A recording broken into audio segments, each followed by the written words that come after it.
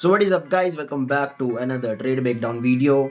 आज हमने फिर से यूरो यूएसडी में ट्रेड किया है। जैसे कि मैं तुम्हें बताया, यूरो यूएसडी यार फेवरेट है भाई मेरा।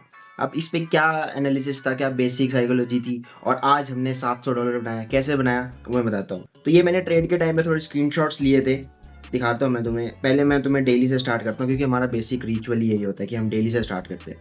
देखो बेसिक स्टोरी समझो भाई, डेली पे क्या हो रहा है। पहली बात तो मार्केट देखो एक बहुत अच्छे कंसोलिडेशन में, रेंज में। अब इस रेंज के मार्केट कहाँ पे ट्रैवल कर रहा है? डिस्काउंटेड जोन में, काफ़ी नीचे वाले जोन पे है। तो यहाँ पे बेचना सही नहीं है। तो अब मैं यहाँ पे, मेरा बायस तो वैसे ही बुलिश था कि अब यहाँ से मैं कुछ रिवर्सल प्लान कर सकता हूँ। एंड उस हिसाब से देखो क्या हुआ। ये आज की कैंडल है और ये वाली पिछले कल की कैंडल है। पिछले कल की कैंडल की लो को आज की कैंडल ने स्वीप किया। और यही हमारा बेसिक मॉडल है, हमें स्वीप चाहिए और उसके बाद एंट्री मॉडल चाहिए, चाहे वो फिर उसके बाद हम इन्वर्टेड फेयर वैल्यू गैप्स और फेयर वैल्यू गैप्स इन सब पे देखते हैं। ठीक है।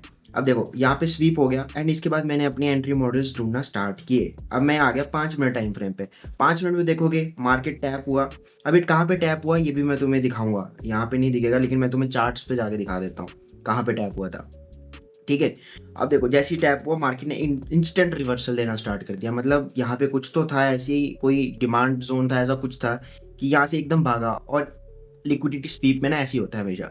जब भी एक ट्रू लिक्विडिटी स्वीप होती है उसके बाद ऐसा ही कुछ रिएक्शन मिलता है, एकदम से भागने वाला। तो अब ये हुआ। इसके बाद ये वाला एक फेयर वैल्यू गैप था जो मैंने मार्क किया था, मैं इसका फेल होने का वेट कर रहा था। मार्केट आया आया आया, फेल हुआ। 5 मिनट मैंने यहाँ पे एंट्रीज लेना स्टार्ट किया अपने दूसरे अकाउंट्स पे। जो भी मेरे प्रॉफर्म्स वाले अकाउंट्स थे उनको मैंने डिवाइड करके अलग अलग अकाउंट्स में ट्रेड लेना स्टार्ट किया, अलग अलग लिमिट ऑर्डर्स लगा के। तो मैंने एंटर हो गया इसमें और अब ये ट्रेड चलनी स्टार्ट हो गई थी। ठीक है। फिर इसके बाद ये देखो, ये कुछ ऐसा रिएक्शन देखने को मिले। ये 15 मिनट का टाइम फ्रेम है। अगर तुम देखोगे कैसे, क्या ही प्यारा स्ट्रक्चर बना है और कैसे ही भाग रहा है। और ये मेरा टीपी था। ठीक है। और ये मैं तुम्हें दिखा रहा हूँ 1 आवर की कैंडल की कैसी फॉर्म हुई है। ठीक है।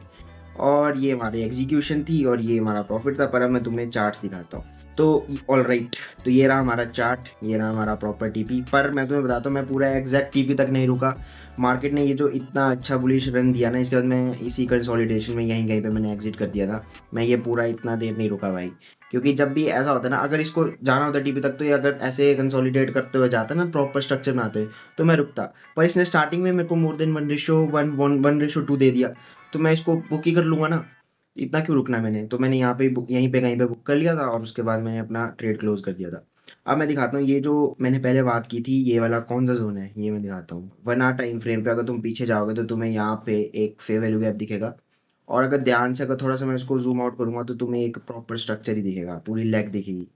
तो एक ये हाई प्रोबेबिलिटी ट्रेड थी, तो मैं इसमें एंटर कर गया एंड काफ़ी अच्छी ट्रेड रही। और हमने इसमें बना लिया $700 फॉर द डे। और ये हमारी एग्जीक्यूशन, बस यही था। और तो कुछ खास था नहीं। हमेशा एक ही चीज़ हम रिपीट करते हैं, एक ही चीज़ बार बार चलती है। या तो मेरा कभी ओ टी वाला सेटअप चलता है, या फिर कभी मेरा इन्वर्टेड फेयर वैल्यू गैप वाला सेटअप चलता है। तो मोस्टली मैं इन्हीं में ही ट्रेड करता हूँ। So this is all for the breakdown. Thanks for watching.